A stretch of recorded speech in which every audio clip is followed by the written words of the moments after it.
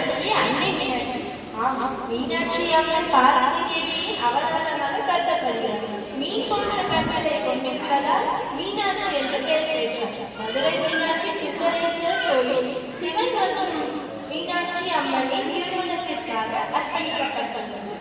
மீனாட்சி சுந்தரேஸ்வரர் திருமணத்தின் போது தாய் வீட்டிற்கும் விளக்கும் ஒரு பாடலை ஆட வருகிறார் சத்யாஸ்ரீ யாழினி நவிகா.